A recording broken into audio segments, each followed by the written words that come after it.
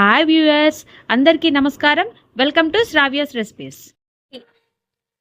Hi అండి. ఇవాళ మన రెసిపీ బీరకాయ పచ్చడి. బీరకాయ పచ్చడికి కావాల్సిన పదార్థాలు ఎందుకు చూద్దామా. బీరకాయలు, పచ్చిమిర్చి, శనక్కాయ గుళ్ళు, వేయించిన శనక్కాయ గుళ్ళు అండి ఇవి, కరేపాకు, జీలకర్ర, ధనియాలు వేయించుకొని ఉంచుకోవాలండి, కొత్తిమీర, అల్లం వెల్లుల్లిపాయలు, తాలింపు గింజలు, ఎండుమిర్చి, పచ్చిపప్పు, ఉప్పు, పసుపు, కొంచెం చింతపండు పులుసు అండి. ఇది నేను నానబెట్టి కొంచెం చిక్కగా పులుసు చేశాను. చింతపండు పులుసు, ఇంగువ. ఇక ప్రాసెస్ స్టార్ట్ చేద్దామా. పొయ్యి వెలిగించి బాండి పెట్టి నూనె పోసుకోండి.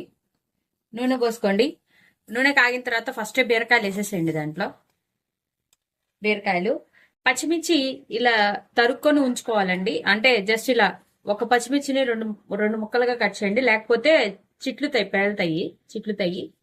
ఇలా వేసుకొని ఉంచుకోండి. తర్వాత ఉప్పు వేయండి. ఉప్పు వేయటం వల్ల ఏమవుతుందంటే దీనికి త్వరగా మగ్గిపోతుందండి. ఉప్పు వేస్తే ఫాస్ట్గా మగ్గిపోతుంది. పసుపు కూడా వేసేసేయండి. మళ్ళీ ఒకసారి కలిపుకొని మగ్గబెడదాం. మూత పెట్టి మగ్గబెడదాం. ఒక జార్ తీసుకోండి, చిన్న జార్ చాలండి. చిన్న జార్ తీసుకోండి. ధనియాలు పోసుకోండి, సరిపడే ధనియాలు. శనక్కాయ గుళ్ళు కూడా సరిపడా వేసుకోండి,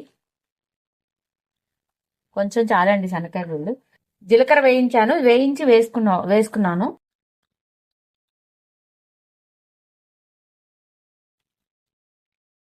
అలానే వెల్లుల్లి రెమ్మలు వేసుకోండి, డైరెక్ట్గా వేసేసుకోవచ్చండి. దీన్ని మిక్సీ పట్టుకోవాలండి. సరే కదా, మిక్సీ పడితే ఇట్లా వస్తుంది, కమ్మటి వాసన వస్తుందండి. మిక్సీ పట్టుకొని రెడీగా ఉంచుకున్నాం కదా. నెక్స్ట్ అది మగ్గిన తర్వాత దీంట్లో వేసి మిక్సీ పెడదాం. ఇందాక నేను మిక్సీ పట్టుకున్న పౌడర్లో మనం వేయించుకున్న బీరకాయ, పచ్చిమిర్చి వేసుకోవాలండి. అట్లానే కొంచెం చింతపండు వేసుకోండి. చింతపండు కొంచెం సరిపోద్దండి, పులుపు తినే వాళ్ళ దాన్ని బట్టి వేసుకోవాలి చింతపండు. మళ్ళీ ఒక 2-3 వెల్లుల్లి రెమ్మలు వేసుకోండి. 2 వేసుకుంటున్నాను, తాలింపులో కూడా వేస్తాం, టేస్ట్ బాగుంటుందండి. వేసుకొని దీన్ని మిక్సీ పట్టుకుందాం. తాలింపు గింజలు, ఎండుమిర్చి, పచ్చిపప్పు, కొంచెం కరేపాకు, చిన్నులపాయ తీసుకున్నాం కదండి, జస్ట్ అట్లా చిట్లిదే చాలండి. చిన్నులపాయ వేసుకొని కలిపుదామండి. ఇప్పుడు ఇంగు వేసుకుందాం, మళ్ళీ ఒకసారి కలిపుదాం. గోల్డ్ షేడ్ వచ్చిన తర్వాత తీసేద్దామండి. మనం తీసుకున్న బీరకాయ పచ్చడిని ఇప్పుడు ఈ బాండిలో వేసి ఇలా కలిపుకోండి.